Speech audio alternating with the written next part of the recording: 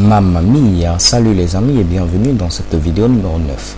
Alors dans cette vidéo, nous allons voir quelques fonctions spécifiques à la génération de matrices.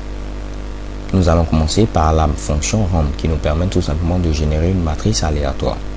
Si je tape tout simplement rand suivi par exemple ici de 4 en paramètres, cela veut dire tout simplement que je demande à générer une matrice carrée de 4 lignes et de 4 colonnes.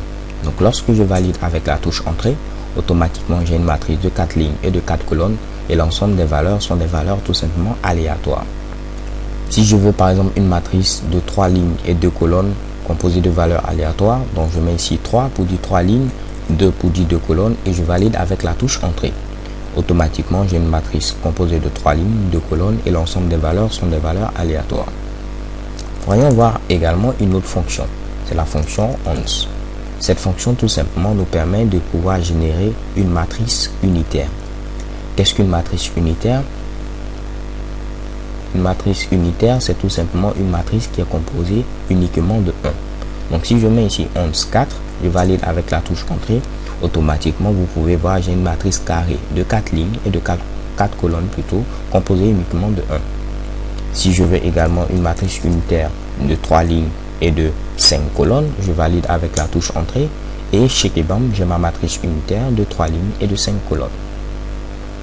Nous allons terminer par la fonction I qui nous permet tout simplement d'avoir une matrice identité.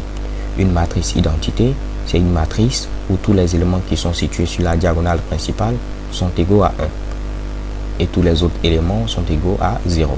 Donc si je mets ici I 3 par exemple, j'ai automatiquement ici tous les éléments sur la diagonale principale qui sont égaux ici à 1 et les autres éléments à 0. Si je mets également ici I et je présente comme ceci 3, 2, qu'est-ce qui va se passer? J'ai également une matrice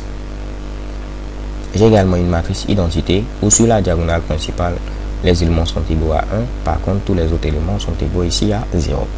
Alors les gars, c'est tout pour cette vidéo. Nous avons vu tout simplement la fonction rand qui nous permet de pouvoir générer une matrice composée de valeurs aléatoires. Nous avons vu également la fonction once qui nous permet tout simplement d'avoir une matrice unitaire, c'est-à-dire que l'ensemble des éléments sont égaux à 1. Nous avons vu pour terminer la fonction I qui nous permet tout simplement d'avoir une matrice identité, c'est-à-dire l'ensemble des éléments sont égaux à 0 à l'exception de ceux présents sur la diagonale principale qui sont égaux à 1. So thank you guys for watching. Don't forget to subscribe and see you next video. Have a nice day. XOXO.